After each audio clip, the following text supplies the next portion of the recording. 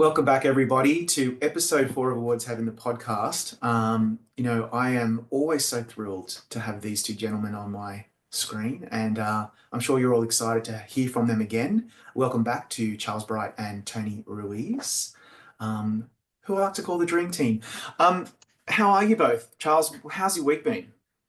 Week's been pretty good. Week's been pretty good. I can tell. Yeah, it's been all right. I found myself getting blitzed and wasted out of celebration rather than pity. So, that's always a good thing.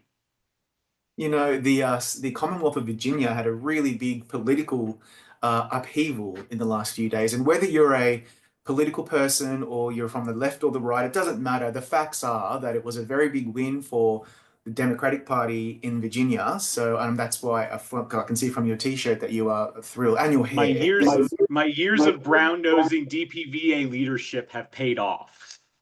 I'm very happy for you.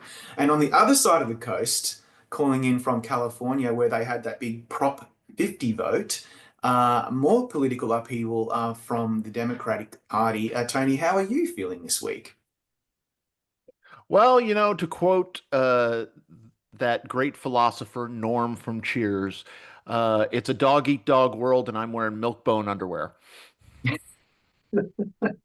So random, and I love it. Um, Guys, we have plenty to talk about today, and I wanted to start with some new releases that are out that have a bit of Oscar buzz, because obviously in the way that we see things through our lens, if it doesn't have Oscar buzz, why the hell would we even bother talking about it? Just kidding. Begonia, and If I Had Legs, I'd Kick You. Charles, you recently saw them, and I'd love to hear all about it. Okay, well, I was really excited for Begonia because I think Yorgos Lanthimos is one of the most interesting directors working now. It doesn't matter what he puts out; it's just something to consume, and it's something to just take in. And I was especially excited for this one because the screenplay for this one was written by Will Tracy, who I believe co-wrote The Menu from I guess 3 years ago, and The Menu was my favorite movie of 2022. I absolutely adored that movie. I thought that movie was amazing, and so I was very excited to see that sort of combination, and um, to without revealing any spoilers, it is fucking bonkers. It is absolute chaos. It is I love that we have this new actor director relationship between Emma Stone and Yorgos Lanthimos. And Yeah, I don't want to get too much into spoilers, but it's very interesting. I think it's really interesting to pursue this kind of viewpoint about derangement and conspiracy theories, considering they have waited they have you know what's the word I'm looking for, nudged their way into our mainstream. um so it's pretty good. I think Jesse Plemons is probably MVP on that one. He's so good in this. um so I was very happy to see. So I had a very good experience with that. I don't know if it's going to have any real Oscar potential, but I don't think it was made for that. I think it was made for the people who made it. They wanted to make this. Um, and if I had legs, and I decided to pair it with showing right after that of If I Had Legs, I'd Kick You. Rose Byrne is just she's incredible in this movie. It's an amazing performance she gives. It is out of this world. I there I had a very specific problem with this, and I'm not saying a problem in a negative way.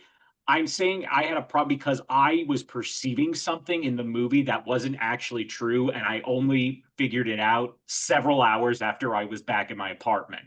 Um, yeah, so the thing is that with her, the premise of the movie is she has this kid who is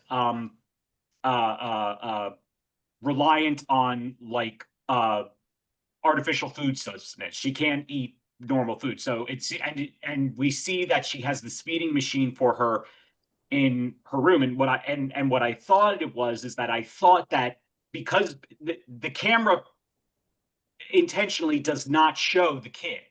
You only hear it. And I thought that they were trying to suggest that this whole child is like a figment of her imagination or something. I was thinking that rather than just her being used for feeding the having to have the artificial feeding, that she was in a vegetative state.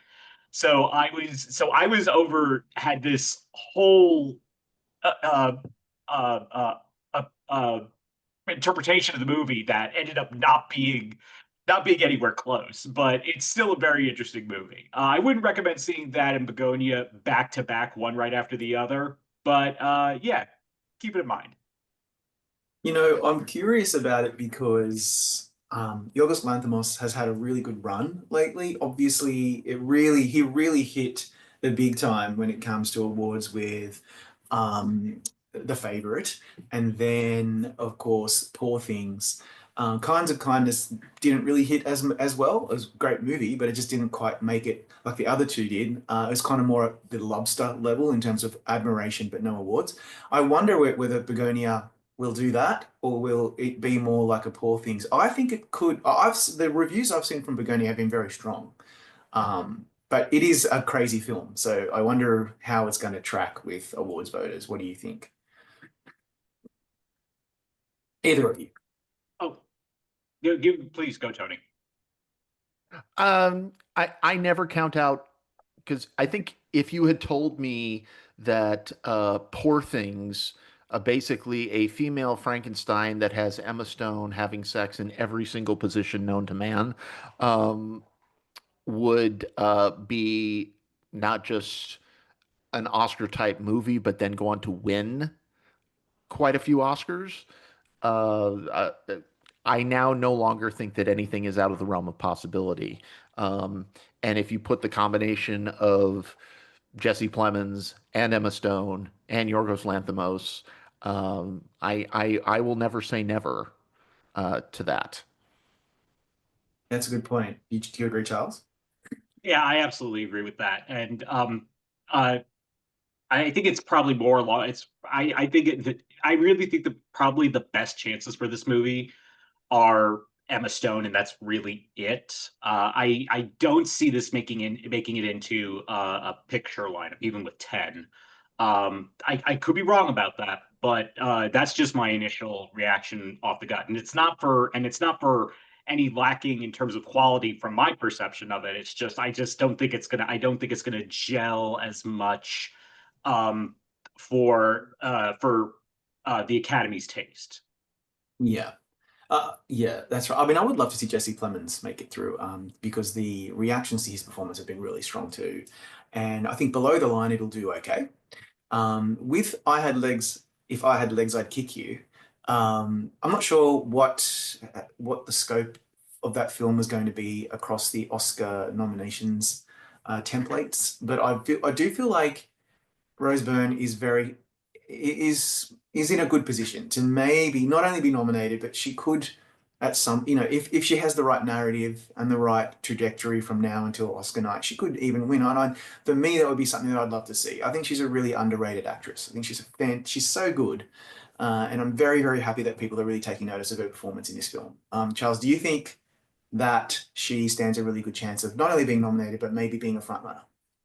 I really think that the lead actress category is, until we see otherwise, is pretty much being entirely occupied by Jessie Buckley for Hamnet.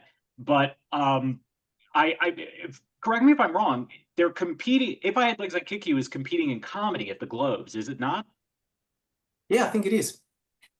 We'll Yeah, check that. which is a kind of mind-boggling. It's kind of a mind-boggling classification. I guess you might be able to consider it a dark comedy, but uh, I think that category at the Globes is going to be very interesting to see because I think Jesse Buckley's going to take the actress in a drama one, and then we have you're going to have possibly not only Rose Byrne and Emma Stone for Begonia, but also Cynthia Erivo for Wicked for Good. It's going to be a very interesting category, very much like it was last year because like we. You might forget in the comedy category we had Cynthia Erivo, we had Mikey Madison and Demi Moore all in the same category at the Globes. So I think we're on track for another very interesting comedy musical actress. Yeah, that's really interesting, isn't it? I forgot about that, but it was a really strong category last year in the comedy side, and you're right, that's going to happen again. Tony, what are your thoughts on Rose Byrne as an actor and whether or not she can be a real contender in Best Actress? Well, Rose Byrne is the type of actor that elevates, I think, pretty much everything she's in. I don't know if any of you saw I think it was 2 or 3 seasons of that show on Apple. I think it was Apple called Physical. Um, she Yeah, was so good. extraordinary in that show. Um, and I have loved Rose Byrne ever since Damages. That's So, the first thing I saw her in, and that left yeah, a big mark for me. Just going after that first season. Who is she? yeah. Who goes toe to toe with Glenn Close and makes And me Ted go, ooh, Danson. who's that? And Ted Danson, and so the fact that Rose Byrne is even in and the thing is, we keep seeing this film come up. Um, I think some of that does have to do with the novelty of the title, but I think the novelty of a title doesn't matter if the film itself doesn't back it up. And Rose Byrne has that kind of reputation of just being kind of a great journeyman actor, um, who just does consistently good work. So I think she's definitely in the mix. Yeah, I do as well, and I'm very happy about that. I'd love to see her nominated finally for something good. Um, so I had the opportunity to see Nuremberg the other day, a screener, and it's a really interesting film. It's a little uneven in parts, and it's not what I was expecting because most films in that genre or about that subject are very serious and very these days really quite artistic. And this one is not that at all. This one is a really, really good popcorn film, to be honest, and it's like an action film almost in some respects, in the way that it's tonally just really different and unusual, and I really enjoyed that. I found it very entertaining, and Rami Malek. I've seen some people comment about his performance that they didn't buy it. I thought it was great. It's very Rami Malek. It's just what you would expect from him, and I thought he was really great. But what I really loved about the film is Russell Crowe. He is fantastic as Hermann Goring, the most one of the most despised ghouls that has ever lived on this planet. Um, Plays him in a certain way that he's obviously the villain, and he's just an awful, awful thing. But he's actually every time he's on the screen, he's just electrifying and magnetic, and I could not get my eyes off him. And I just thought this is a real return to form for Russell Crowe. And it's really, really good to see. I love seeing actors from 10, 15 years ago that were at the top of their game that maybe have slid down the ranks a little, come back with a performance like that. Now, I'm not suggesting that Russell Crowe is going to be nominated at the Oscars, but it's not outside the realm of possibility. If it happened for him, I'd be really quite happy for him and amazed. But yeah, I'm just wondering if either of you have heard much about Nuremberg yet, and what your thoughts are about Russell Crowe playing Hermann Goring. It's a very unusual casting, but it does work. I mean, I think a lot of people have forgotten how good of an actor Russell Crowe is. Um, I think I just think of the just recently, and by recently I mean a couple of years ago. He was excellent in that limited series where he played Roger Ailes, the loudest voice, which he won the Golden Globe for. He's excellent in that, and actually the idea, having seen him play someone as despicable and evil as Roger Ailes, actually makes me go, oh, that having him play Goring is very much within his wheelhouse. So I I I'm I may just wait for it to come on to streaming, but I'll definitely be watching it for his performance. And that's what I've been hearing from most people is he is the highlight of that movie. Tony? Um, let's see, how do I say this diplomatically? Um, Don't be dramatic. Just be Tony. I don't I don't give a flying fuck about another Nuremberg movie.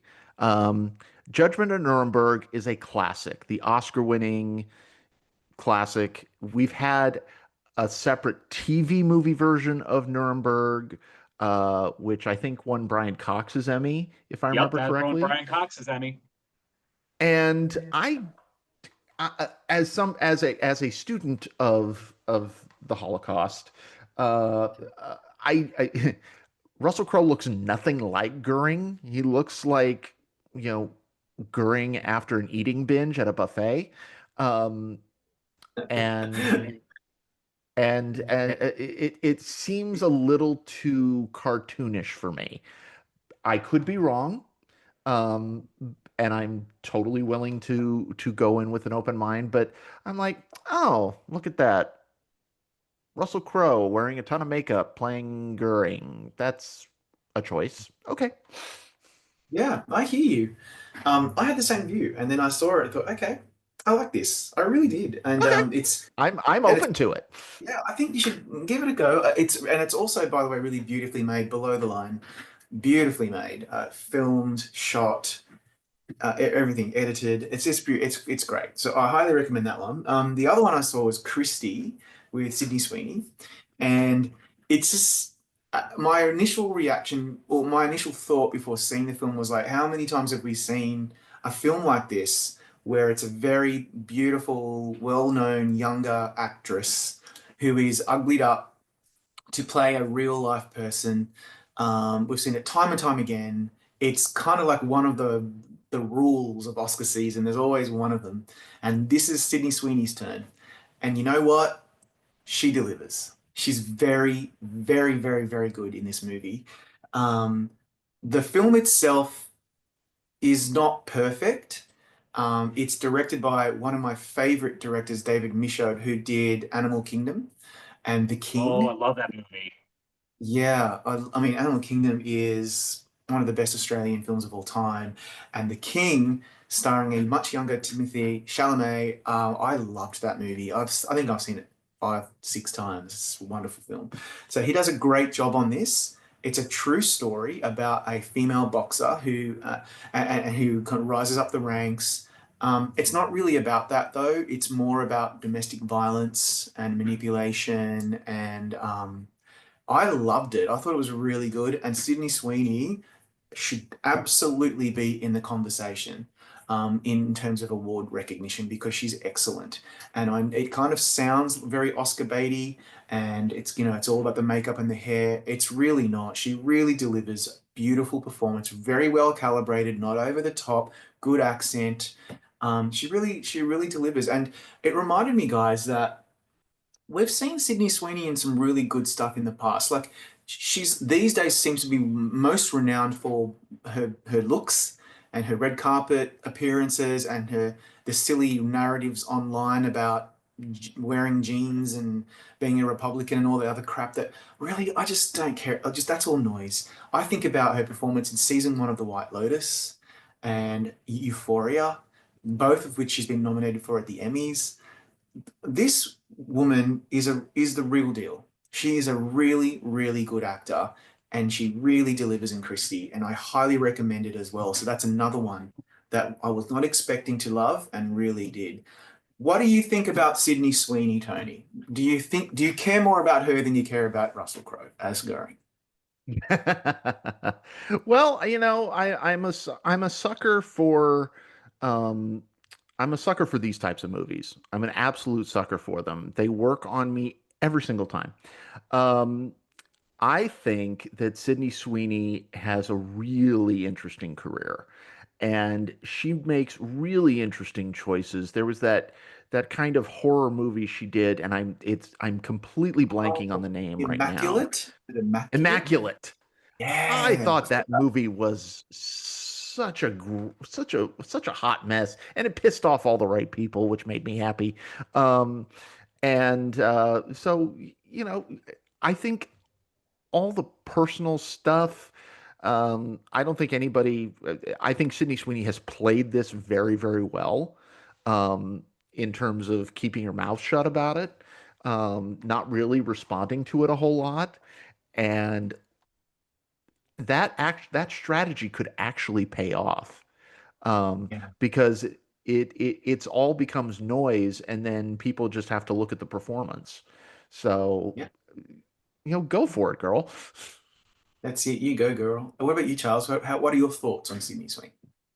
I don't have many, but it's not out of negativity. I just I don't have a negative or extremely positive. I haven't seen enough of the stuff that she's in, but I look forward to seeing more stuff with her, and I look forward to watching Christy eventually. Yeah, I think you guys will both really enjoy it. The final film that I wanted to quickly raise was Predator Badlands. I'm really excited about talking about this, particularly with you, Tony. I can't remember if you are a Bray lover, Charles, as much as I know Tony is. And so when I went to the IMAX premiere the other day and had very, very, very high expectations because I loved Prey, and I always really rued the day that it wasn't really a theatrical release. I think because of COVID and a whole bunch of other reasons, it just went straight to Hulu.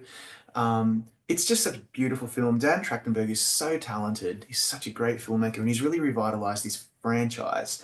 Well, this one I think is better. It's even better than Prey. It is absolutely fantastic. It's so entertaining. It's really funny, which I wasn't expecting.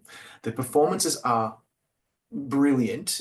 So Dimitri, I can't remember his name now, who plays the Predator, is fantastic, even though a lot of his performance is through motion capture and CGI and makeup. And Elle Fanning as the android is so good. So, so good. And she doesn't have legs either. So I know that should be if I had legs, I'd kick you. But the score is incredible. The cinematography by Dan Cutter is amazing. It's beautifully edited.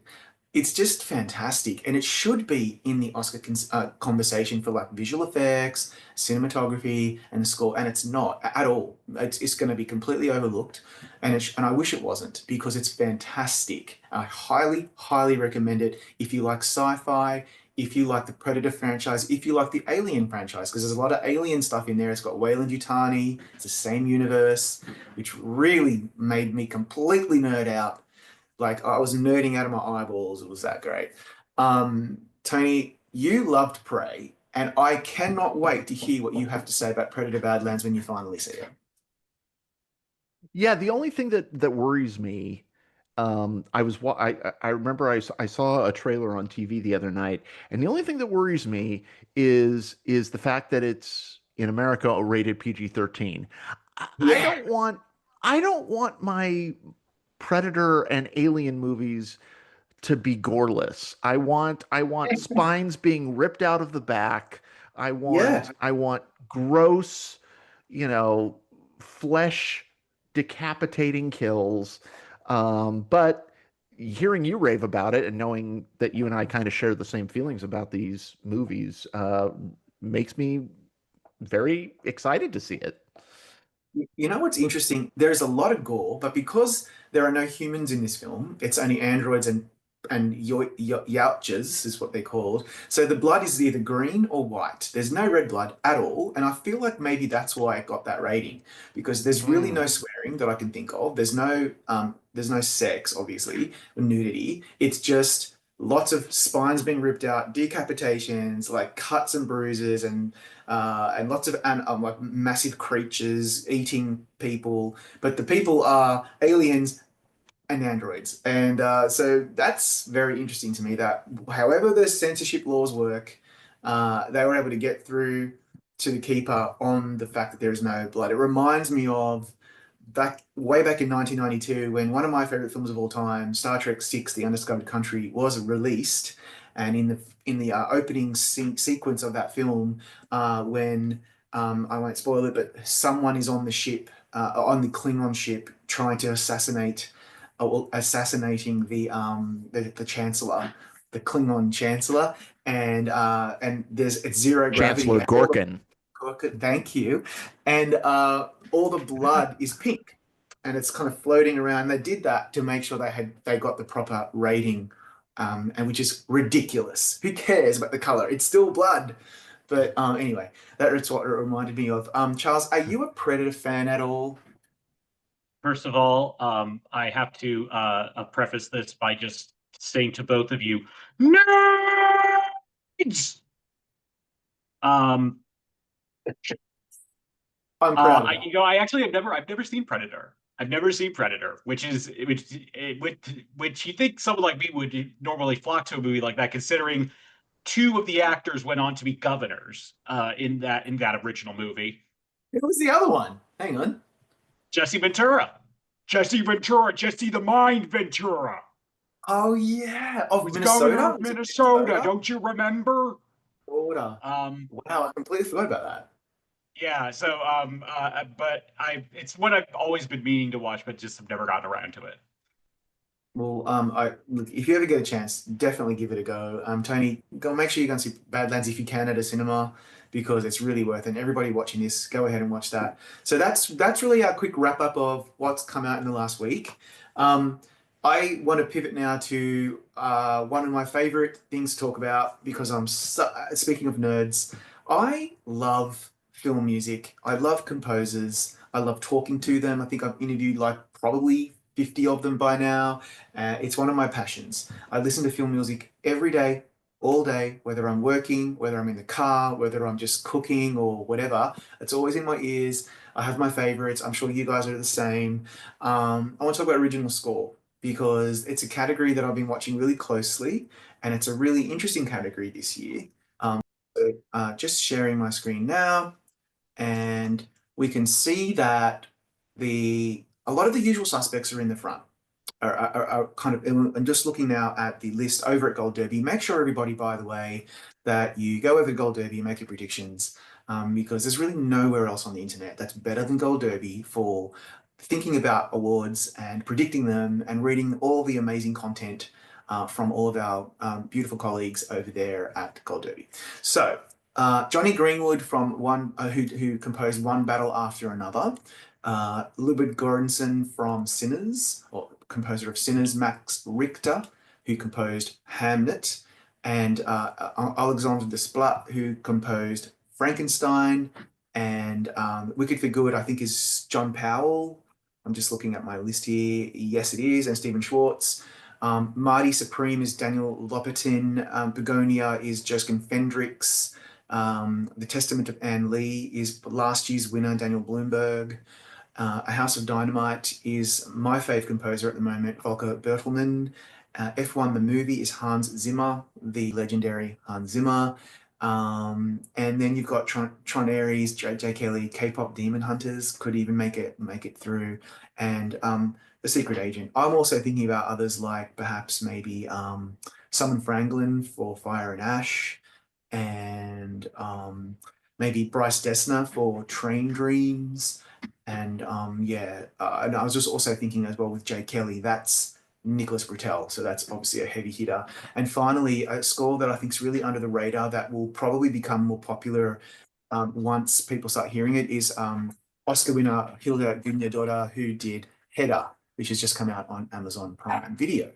So, guys, I was just wondering, I'll go to you first, Charles. Have you got any particular thoughts on the original score category? Do you see a real clear front runner in this list? I actually do. I think One Battle After Another is the clear front runner here. I know that right now Sinners is up there, and I would say yes, but I would agree with that. But the idea of Ludwig Göransson winning a third Oscar this quickly, I think is a bit much. I could see it if for possibly the original song category if he were to get in there, but with original score, I think that might just be a bit too quick for him. Um, One Battle After Another, Johnny Greenwood, I'm a massive Radiohead fan. The idea of when he started getting into film composing, it was such a jarring thing, but and specifically his relationship with PTA has yielded some incredible scores. The There Will Be Blood score is fantastic. The Phantom Thread score is absolutely Mate, gorgeous. He really is just this dynamo to me, and I think he's gonna. I think it's very easily with how out front one battle after another is in a bunch of these categories. I think it's easily the front runner here. By the way, I love his score for The Power of the Dog. I think I've listened to that Oh, a I can't hundred believe I times. forgot that one. Yeah, It was because, I mean, he decided to pivot away from PTA for a little while and worked for none other than Jane Campion.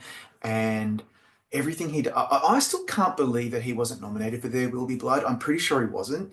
he And was. I believe the score was deemed ineligible. oh, yes, that's right. And I do not know why. I'm sure there was good reason, but that category can be quite picky about eligibility, and so that's probably why he wasn't there. But yeah, I hear you, man. I feel like he really is out in front, but the reason why I think Ludwig Göransson is seen as a front runner is because it just that score is so undeniably brilliant. It's just, yeah, what a talent this guy is. Black Panther, to me, is one of the best scores he's ever done. Then he did Oppenheimer, right? So, Yep. um, who is this guy? He's just a complete legend. He's such a genius. What are your thoughts, Tony? I think I completely agree with Charlie that I think one battle after another is the actual front runner. But that of course can change. I mean, I think we need to see more of these films.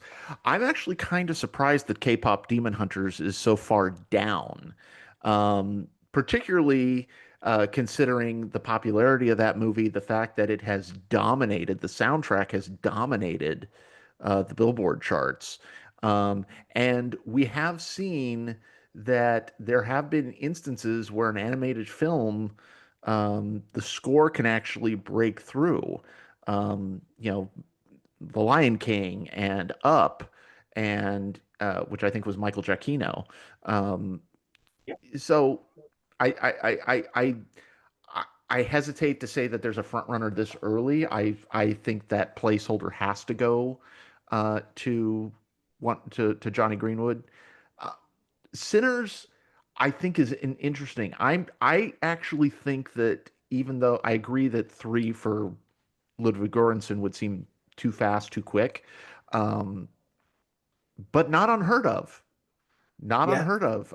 I mean, a lot of I mean, categories we see these kind of repeat winners. I mean, I hello, was Emmanuel I Lubezki. was actually I was actually thinking of this, and I was thinking, and I was actually thinking to myself, would this be the quickest three Oscars anyone's ever won?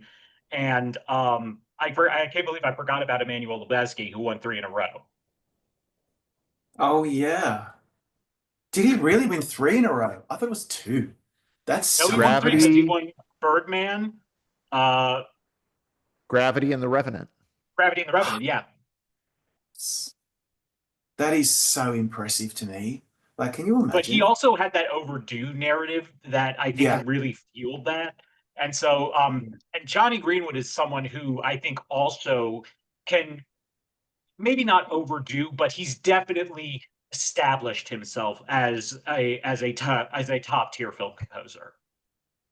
Definitely. He's no longer like an outlier from a band. Like this is now, I think, his major thing. And he's just such a talent. Yeah, I'm really excited about the original score category. And I hope we see some surprises as well. Who knows what we'll end up seeing. But I would like to see a House of Dynamite in there. I think I've discussed this with the two of you offline a couple of weeks ago that Volker Bertelmann's score is reminiscent of his score for Conclave. It has a lot of a similar vibe, but it's not the same, and it's very it's such a good score. I really want to see him nominated again, and yeah, so I'm looking forward to what happens in this category, especially the Hollywood Music and Media Awards came out the other day, the nominations, and all of the usual suspects are there. So that's not necessarily a bellwether for what happens in original score, but it just gives you a little bit of insight as to what the industry is listening to and paying attention to. So, um, before we go on to our final topic today, I'm curious as to whether you guys have been seeing anything interesting on TV, um, because there's so much TV. I wish I could take a week off and not speak to a single soul and not go anywhere and just watch everything because there is just not enough time to watch it all. I have watched a bit of The Diplomat season three, which I'm really loving, and I've just parked that for a little while because of other reasons, other things that I need to get through. I watched the pilot of I Love LA, the new show from Rachel Sennett, who is it's a really good show. I also attended the media event for that virtually, which was really fun. And then I'm also really loving Black Rabbit on Netflix. It's fantastic. Jude Law and Jason Bateman are killing it. That is a really good show. Highly recommended. All right, I want to hear your recommendations now, guys. You go first, Charles. So I have been really enjoying this season of South Park that's been on this past several months. The South Park has been I have found myself invested in it in a way I haven't been invested in South Park for a long time. I've still been a loyal viewer, but I've really found myself really looking forward to each episode. Maybe it's because they also have they're doing it every other week instead of every week, and so they're just making me want it more, almost like they're torturing an addict or something. But I have been very much enjoying it. I think there have been so many great gags on it, and I think what's going to be very interesting come June is which episode will they choose to submit for the Emmys, because they have several that I would easily say just start engraving the trophy right now, because it's in my opinion pretty much a sure thing. You never know though. Yeah. The other show that I watched this past week was Boots on Netflix, about the adapted from Greg Cope White's memoir, The Pink Marine, about his experiences being a closeted uh, Marine in boot camp before Don't Ask, Don't Tell was the official policy of the U.S. military. And it's funny. I really found myself really invested with the characters. The character development is excellent.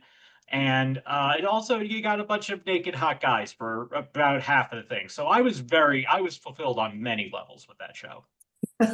It ticked all the boxes for you. It checked all the boxes. What about you, Tony? Um, well, it's fall, and we're coming up to the end of the current season of the Great British Baking Show, Wow. or Bake Off, as it's known, depending on where you are, which to me, as usual, is just so comforting, so lovely. Um, the usual cast of suspects. I think they have. Uh, in Allison and Noel, the perfect hosting pair. They just make me laugh, and they bring out the silliest in Paul Hollywood, in the famous sourpuss Paul Hollywood, and the delightful Prue Leith. Um, so that's definitely on my list. Uh, I will say that the show that I think needs to get more attention, and I'm going to be the old man talking about network TV again, is Good. a great procedural on ABC called High Potential, Oh, with that stars the magnificent Caitlin Olsen, who just takes a silly premise and absolutely crushes it week in, week out. That show is so addicting. It's so well made. It's so funny, um, and and just so bingeable. It's like a warm blanket that wraps you in it. I love oh. it. I love it so much. I love how, however long I've known you, a lot of your TV consuming is things that you find comforting. And I really, really feel that. Like, I get it. A lot of the time, we watch things because we have an interview coming up or an event and we want to be in the know.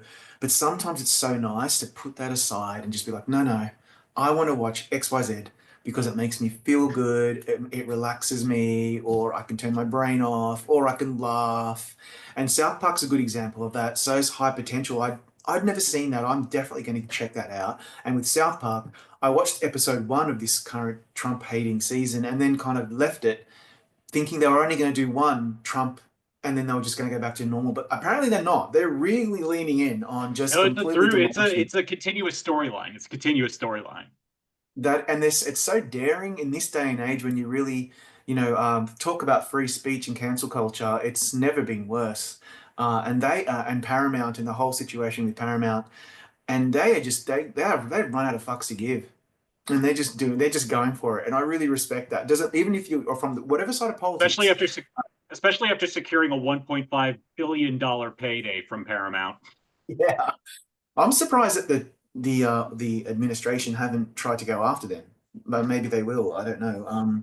But in the meantime, we can just enjoy the ridiculous, over the top, inappropriate humor that we love South Park for, and with Great British Bake Off, I have heard from so many people who watch that show for comfort, for like for therapy, therapeutic reasons, and I've never watched it, and I must check it out because who doesn't want a bit of therapy, therapeutic watching after a long day at work or, commuting or dealing with crazy people? So I've got to give it a go. I thank you You for know, the it's interesting. recommendation. Years ago I interviewed Jordan Klepper from The Daily Show for because he had his own standalone show. I don't know if you remember this for a little while called The Opposition, where it was kind of like the Colbert Report. He was playing a character Right. obsessed with conspiracy theories and things. And I asked him, how do you escape from having to deal with everything that you have to deal with in your job? And he very quickly said, Great British Baking Show. He said, isn't it just wonderful to turn your mind off and enjoy people making crumpets? Yum. And who doesn't love a good crumpet? Um, all right. I want to now start our latest. We're going to make this like a regular thing that we do almost every week if we can, and that is top three or top five. I'm going with top five. Something that we all have to speak to. And Charles, you have decided to go first and come up with a really good idea. So please tell us what your idea was, and then let's all share what our top fives are. Okay, so for the inaugural listicles that we do, I just decided it would be fun if we each made our own personal top five list of the top five songs that were not nominated at the Oscars for Best Original Song. So these are songs that were written for a movie, but for one reason or another did not get nominated. And the way I want to do this is I want each of us to go around and give our fifth one, and then we'll each give our fourth and so on to number one. Okay, so Rob, I want you to go first. Number five. Okay, now let me quickly preface. Number one, sometimes maybe I don't have the eligibility right. Maybe it wasn't eligible because it had something, it wasn't written specifically for the film. But I'm generally just thinking that if I think it's original and I think it should have been nominated and it wasn't. But please, if anyone watching this, if you say, oh, that song was ineligible in 1992, blah, blah, I'm sorry. But I just want to put that out there. And some of these are a little obscure. Some of them are very, very well known. So I'm going to go with my number five, and that is a song from the Australian film Lion from 2016 by Sia called Never Give Up. I was adamant that it was going to be nominated in Best Original Song. It definitely was on the list, and it wasn't nominated. It's a great song. It's at the end of the film when Dev Patel's character goes back to India and reconnects with the mother that had to give him up from when he was a child. And it's very, very emotional, and it's typical Sia. I love her as a recording artist. So that's my number. All right, Tony, you're number five. Springtime for Hitler from the producers. That's a The good fact one. the fact that Mel Brooks even won the Oscar for screenplay for the producers and this song wasn't nominated, just to me is insane. Love it. I'm absolutely on the same page with you. That's such a great one. Can you imagine them performing it at the Oscars? Like that is just the performance of the movie is so outlandish onto itself, but the idea of them doing that at the Oscars is just like that would have been an all-time great moment. Um, my number five is I feel like all of us are going to have at least one Bond song on here, and for me, I have that in my number five spot, and it's my personal favorite James Bond theme, and that's "GoldenEye" by Tina Turner.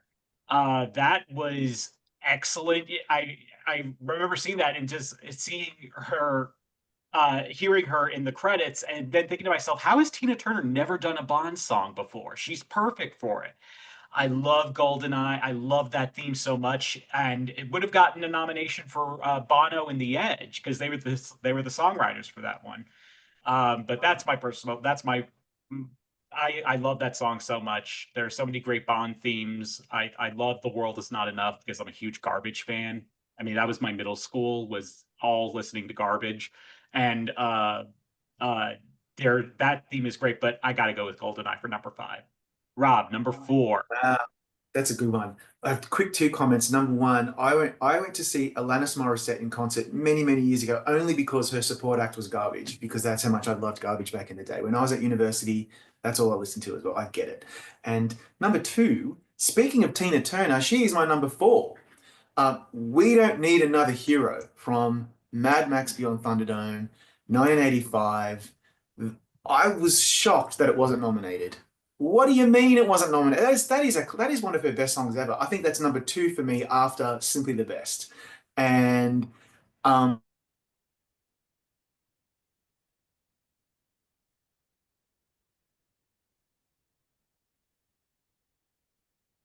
Oh, Rob, We lost your sound. yeah, we lost your sound, Rob. now, There we go. You're back. oh, okay. Did you hear what I said? Not No. that last part. No, we didn't hear that last part. All I can say is We Don't Need Another Hero is one of the best songs that Tina Turner has ever done. And Mad Max Beyond Thunderdome, not the best Mad Max film, but it should have been nominated. It's the perfect film song for its time, and I really wish it was nominated. So that's my number four. All right, Tony, number four. Um, I have two songs in my list that fall under the category of the wrong song was nominated. Um, and my number four is A Spoonful of Sugar from Mary Poppins, which won the Oscar for original song for Chim Chim Cheree. But I think the actual song of that movie, which is one of my favorite movies of all time, I can recite it from memory. Every note, every syllable I know in my head. Um, but Spoonful of Sugar is not is does what I think so many great movie songs do, in that the song itself is great, so perfectly suited for the character, for the moment, for the plot, for everything else. But then the motif plays throughout the movie. You know, dun dun dun dun da da da da da da da da da. I mean, hello, it's played so often throughout the film, um, and I don't quite know why Chim Chim Cheree was the one that they put forward. I mean, it won, so good on them. The Sherman Brothers got an Oscar, great. Um, but yeah, that's just that's just one I love. And I'm sure that we may have some overlap. My number four is the first instance of that. My number four is "Springtime for Hitler" from the producers. Really? From the fictional musical "Springtime for Hitler," a gay romp with Adolf and Ava at Berchtesgaden. It's Oh, just movie. What more? We already said so much for it. It's such a great song. It's just for watching it in the movie. That's one of the it's one of the great songs that's great because of its context within the movie. The way you see it performed is so crazy, and the reactions from the audience are just priceless. Yeah, so that's my number four is "Springtime for Hitler." Uh, Rob, number three. number three. By the way, I just cannot believe they got away with that back. I don't think that could be made now. I don't think someone could write that song now and get away with it. Maybe they could, but yeah, it's amazing. Anyway, my number three.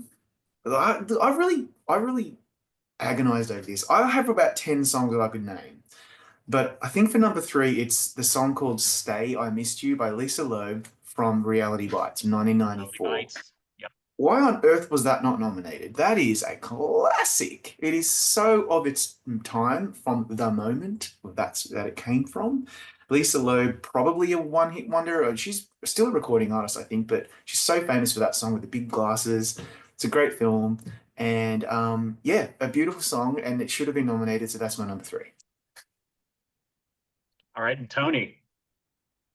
I'm going to go with probably what might be the maybe it's the gay in me that went right for this one. But the theme, the title track from 1977's New York, New York, the Kander and Ebb, originally made famous by Liza Minnelli. They play it every fucking year at New Year's when the ball drops in New York City. Wasn't nominated? It was not nominated. I don't understand. Like, how? Like, start spreading the news has become just part of the lexicon. That's a good So one. yeah, it just infuriates me.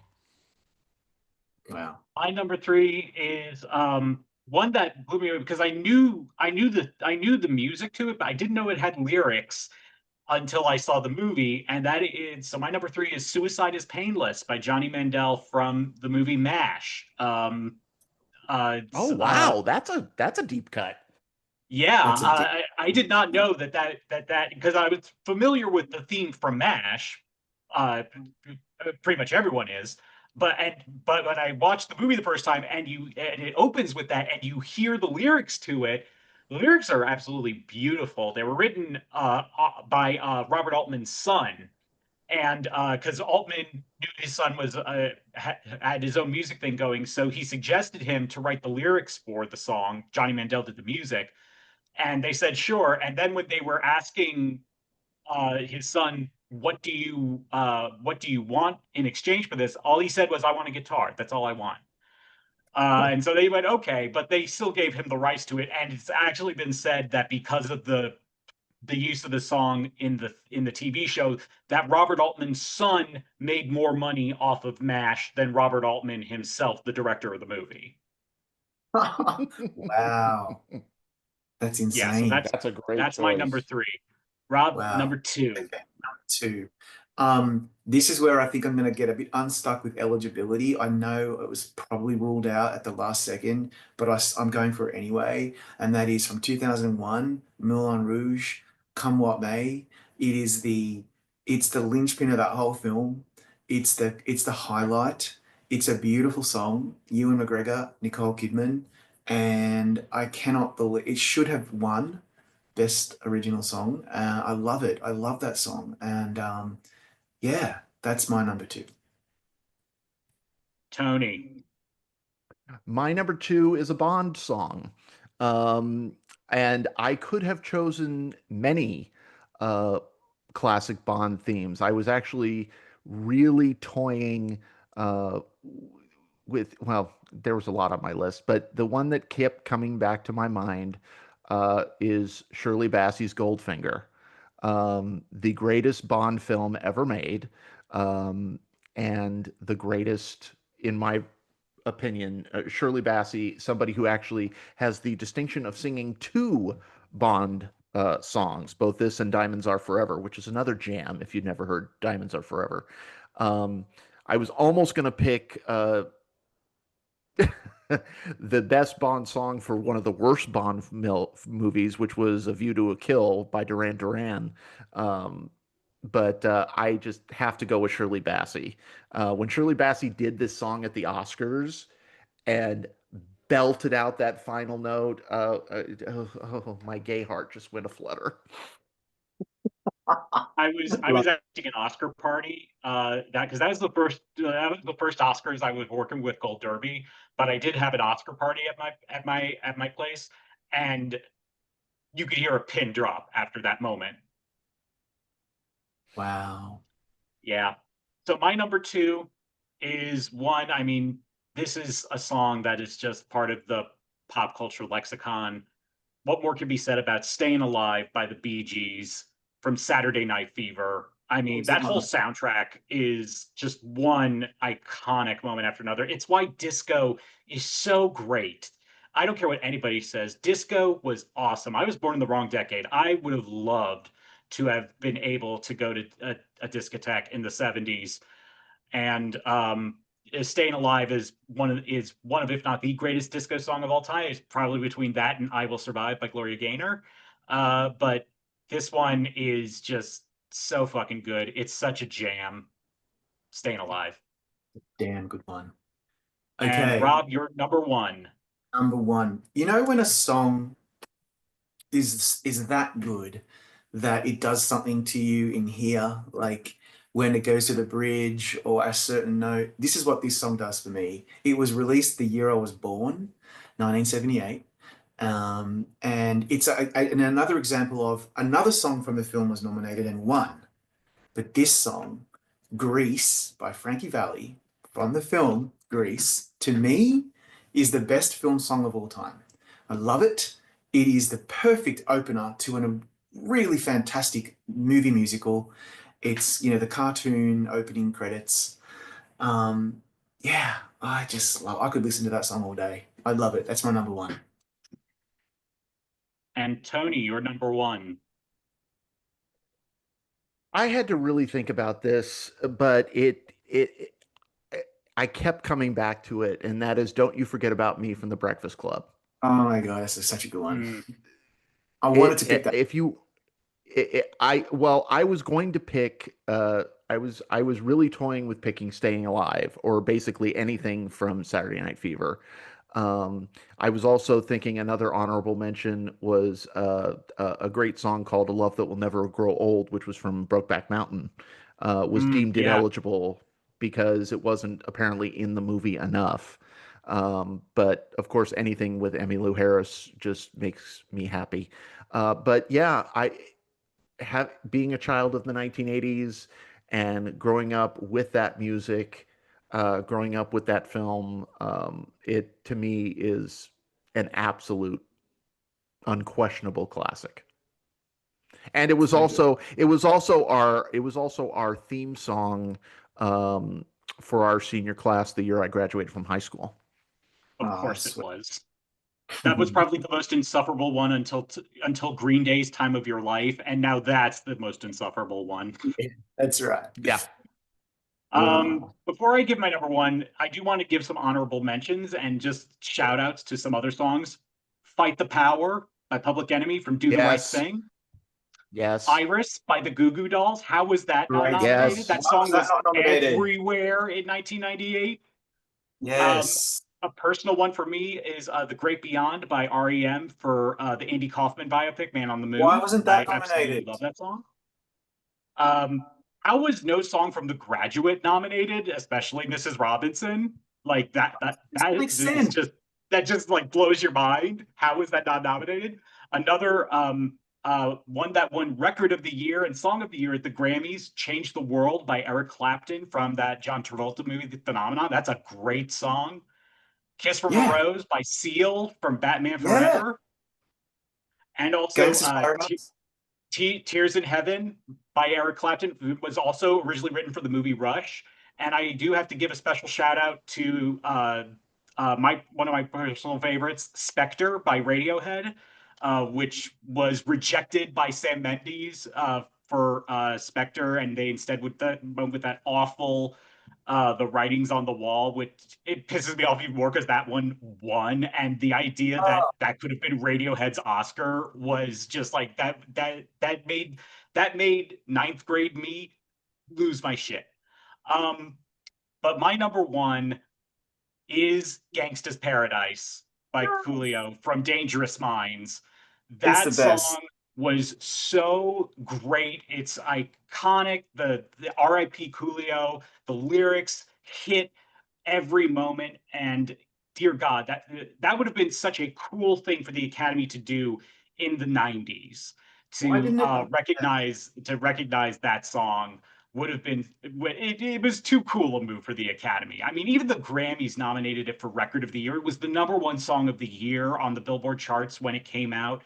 You just hear the sampling of the violins, and automatically your mind just goes right there. And I read that one of the reasons why they didn't allow it to be eligible was the fact that it had too much sampling, which Oh, if you think about it, is a ridiculous thing. Um, yeah, that's what a lot of hip hop is. And yeah, oh, the yeah. poor white academy. I know. Well, they learnt over time, Hustle and Flow made it in, and then they suddenly started that is to one of the open. best. That is one of the best wins ever. Hard Out Here for a Pimp, because also it's one of those ones where, in the context of the movie, that song is so incredible because you see how they build the song Yeah, each step with the music, the lyrics, how they produce the song, and then when it all culminates when they get Taraji P Henson to come in and do the chorus, and it's like this eureka moment. it's so good. Well, that was really interesting. There's plenty of songs probably that we haven't even discussed. It's a great idea. We will come back next week with something new. If anyone watching this has any suggestions, please let us know in your comments or send me an email or DM. But in the meantime, guys, it was really great to talk to you again. And let's all reconvene next week for more discussions about awards season and beyond. Bye, everybody.